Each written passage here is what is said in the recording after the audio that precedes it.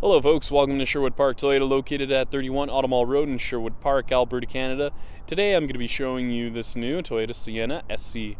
Now the most notable features on this SC is its power sliding rear doors, its power liftgate, as well as its heated front seats.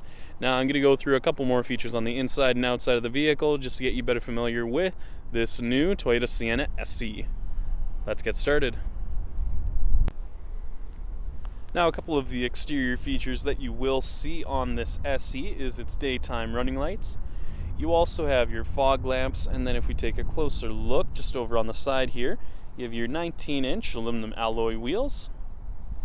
You also have your foldable mirrors and heated mirrors, and I'm just going to give you a quick idea of just what this second row looks like. So as you can see, you have your 3 seats in your second row. The nice thing with that middle seat is that you can actually have it removed and placed into the rear, which I will show you later on. You have the sunshade visors just located on all 4 sets of windows just in the back here, which is nice because you can block out some of that sun just when you're trying to take a quick nap on one of the long trips that you're taking. And then parents, if you're worried about your kids getting their hand or arm jammed into the door, the nice thing is it does have the jam protection, so in the event that the door does senses there's an obstruction in the way, it'll open itself back up right away. And all you have to do to close it from the outside is just pull on the handle once more. And the color we're going to be taking a look at today is white. Now to start off with, we're going to be taking a look at your front dash as well as your front seats, just so you have a much better idea of how much space there is.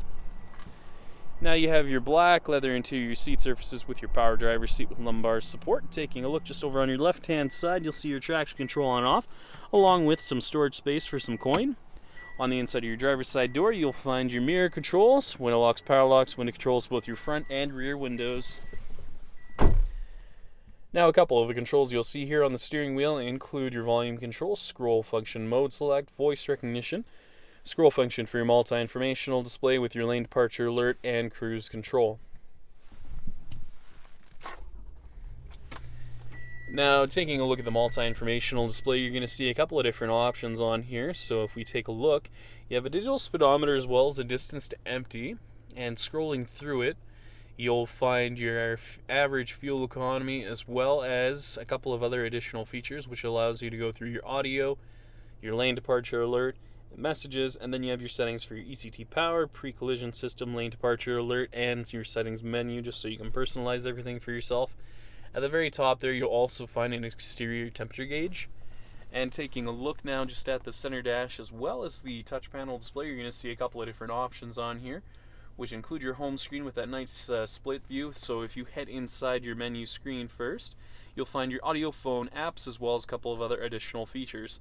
Now when going into the apps menu, this is all part of the new Entune app suite, so as long as you have it on your phone, you can actually have different applications for it, like the Slacker app, which allows you to stream your music from your phone onto the touch panel display, or you can also use the Scout GPS app, which allows you to stream your maps from your phone onto the touch panel display, making things much easier for you when you're trying to drive and find your next destination.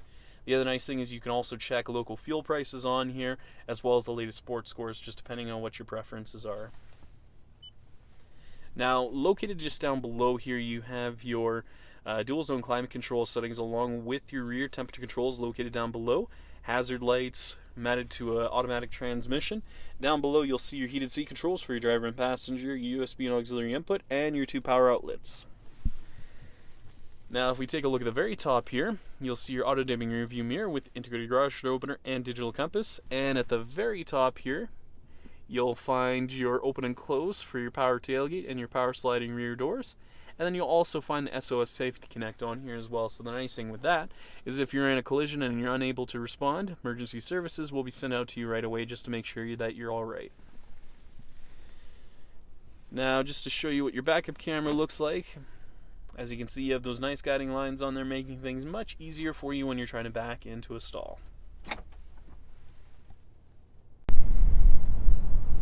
Finally, we'll be taking a look at your rear cargo area as well as your tailgate. Now located on the back of your tailgate, you'll find your backup camera just on your left hand side and your rear hatch at least located underneath your Sienna emblem. Now I'm just going to close in on the rear cargo space just so you have a much better idea of how much space there is. Now over on your left hand side, this is where you would store that middle seat from your second row. So in the event that you do need to use that middle seat, you do have some additional cargo space on this side as well. Now with the 60-40 split for your third row, depending on what your needs are for, you can have these seats folded down into the floor, or if you do need the additional passengers, you can have them both folded up. But if you do need to have the seats folded down, just push on the button that's located on the back of the headrest there. It'll fold itself down, and then pull on the middle piece here first. The seat will fold down, and then you want to make sure you pull up on this flap first, just to make sure it's nice and flat. That way nothing catches just when you're storing any cargo in the back here. Now if you do forget how the seats actually fold up, the instructions are just located on the back of the seat here, but all you need to do is pull this flap up first, then pull on the middle piece here again and make sure it locks itself into place, and then pull on the strap that's located on the back of the seat here and tilt it back to the desired position. Now the reason why I say that is because you can actually tilt the seat back farther just so you're a little bit more comfortable on the ride. And if you take a look on the side here, you do have that power outlet as well. And the other thing I like is that you do have that power lift gate. So all you have to do is push on the button once and it will close for you automatically, making things much easier for you if you have your hands full of grocery bags or the kids' sports bags.